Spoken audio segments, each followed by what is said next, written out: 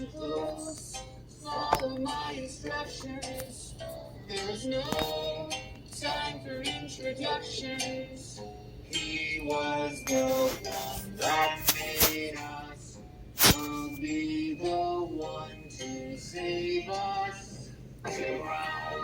Welcome to the circus.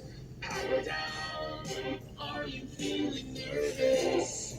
His voice knows to deceive you.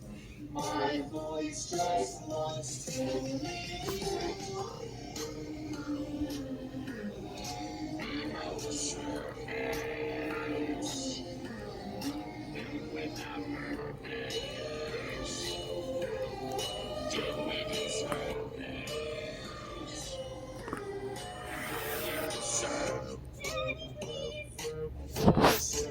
Ice cream, this machine will give the brain freeze.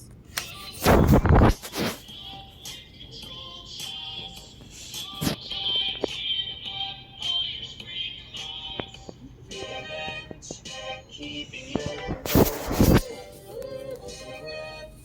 something's creeping closer.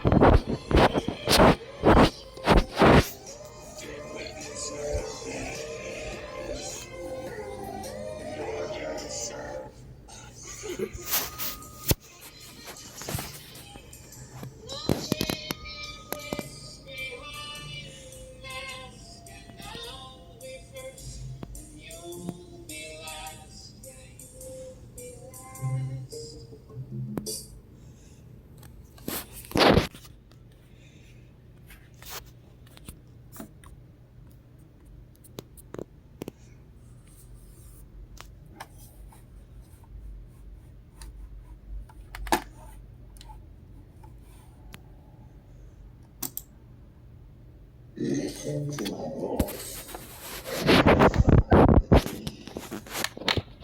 So you can see how fast can you see. Be sure your step through the heart of madness. Call your leg on enough.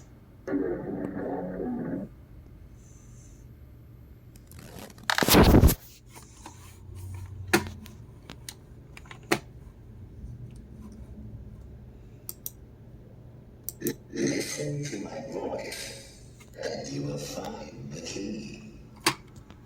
Where you can see how fast can you see. Be sure your step through the heart of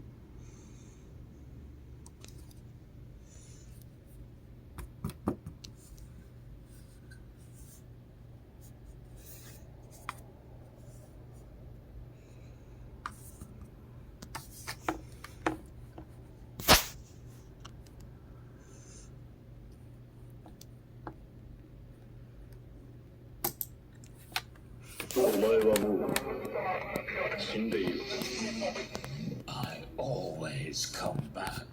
Everyone underestimates me, but then they turn their back and I'm like, boo, and they're like, what? I have seen everything. It's time to take your final.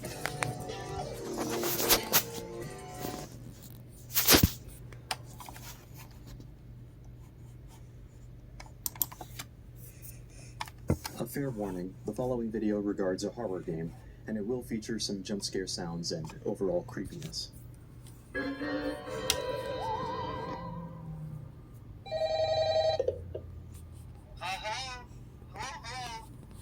Scruffy, and today we'll be talking about Five Nights at Freddy's, an indie horror game that has shaken up the genre and become a worldwide phenomenon, starting from a single developer with a small budget. And in light of that, also a popular support game, and also because Halloween is coming up soon, I'd like to take an analytical look at the way sound has made this game so compelling and spooky. I'll only be touching on the first game for now, and I won't be addressing the lore of the game much since there are still so many mysteries about it. Now, it's been plenty established that Five Nights at Freddy's is, or was, frightening, if you haven't played it before. And small wonder, it capitalizes on a broad discomfort with animatronics, robots that fall right in the uncanny valley. Too humanoid to be a cartoon, but moving too mechanically to pass for something living. But even more than that, you are trapped in a single spot, the security office of a pizzeria. While these animatronics not only move where they aren't supposed to, while you aren't looking, but are coming for you specifically. It is a nightmare scenario, built off of two pillars: the absence of information, which prevents planning, and the absence of action, the inability to fight or flee. Now, if this were actually a nightmare, those two would perpetuate until we wake up in a cold sweat. But since this is a game, and there is a win condition, some of these pillars have to be sacrificed to allow the player a chance to think under pressure and win over their stress. And this is where developers like Scott turn to visual signals and audio clues to dole out some control. I say clues because while a map of the pizzeria and camera feeds of the animatronics are clearly helpful visuals, it's more complicated when it comes to audio. Some audio works to your advantage, giving you information, and some audio works against you, muddying information, creating unknowns, and even contributing to the absence of action feeling. Let's break down each of these, starting with the advantageous audio. That is, any audio that helps you form a plan and figure out how to survive. For information like this. Although at first, nothing. Same with these even subtler noises.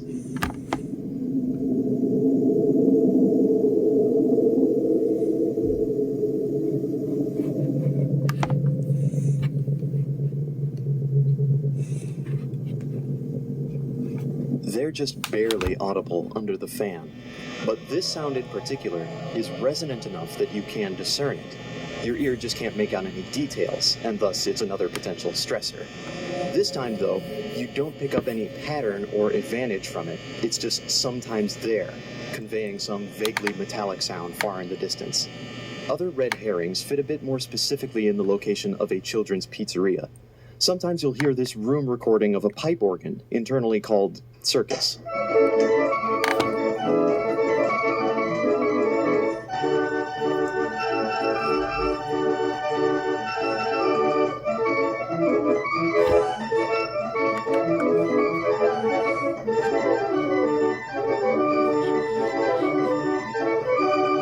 A festive little jingle like this feels right at home in a kid's pizzeria or an arcade, although it's juxtaposed with the night. Specifically can be traced to Foxy's stage, but it doesn't signal anything about Foxy's erratic behavior. It's misleading clues mixed in with the legitimate ones. One more misleading clue interestingly begins as a legitimate one. At the start of each night, you receive a previously recorded phone call from another employee who has been dubbed Phone Guy. His call on the first night sets the scene, tells you how you're in danger, and what actions you have to keep animatronics at bay. He keeps things vague, partly because he doesn't know all there is to know about animatronics, and partly because he's skating around the suggestion of mortal peril to try and keep you from quitting. But as the nights progress, you realize that the animatronics will start moving even while this call goes on, and the call itself gives you less and less advantageous information after night one. Instead, Phone Guy sometimes opts to deepen the lore of the game, and sometimes gives you suggestions that aren't actually helpful. For example, during night 3, he advises the player to sit still and try and play dead once Freddy is outside the office. Yet, doing so actually has no effect.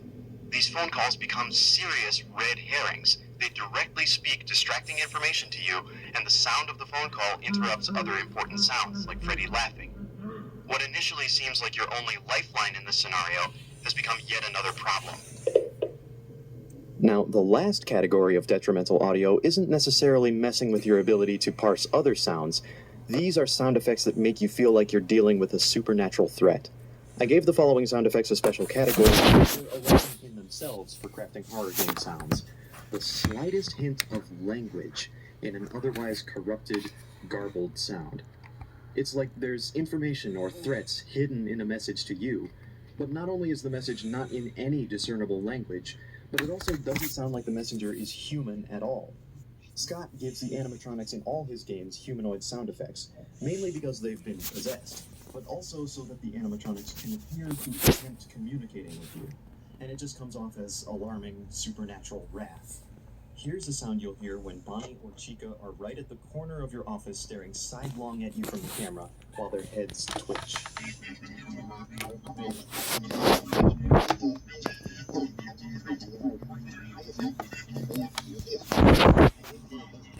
This only happens after night 3, when you've been with them for a while, so it seems to convey the animatronics' aggression ramping up.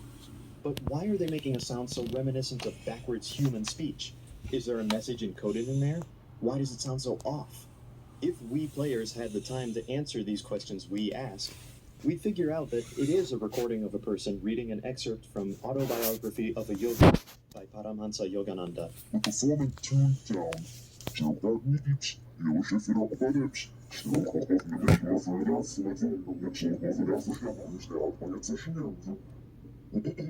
Similar to animatronics going in the visual uncanny valley, sounds like these go in an audio uncanny valley, where they're definitely closer to language than any other sound in this library, but they're too distorted for you to recognize who made the words or what they mean.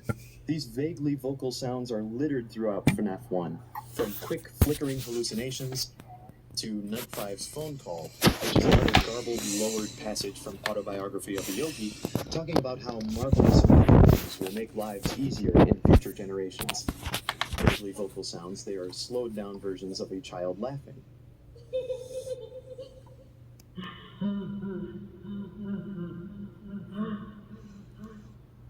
And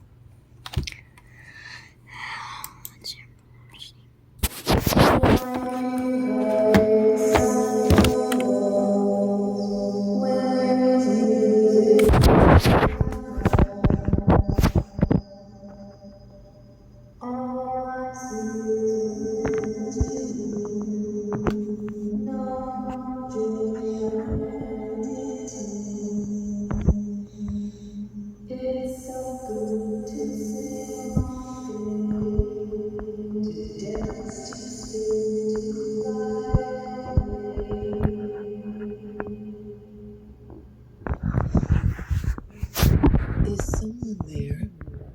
Is it time for the show? I can hear someone creeping through my room. Perhaps not.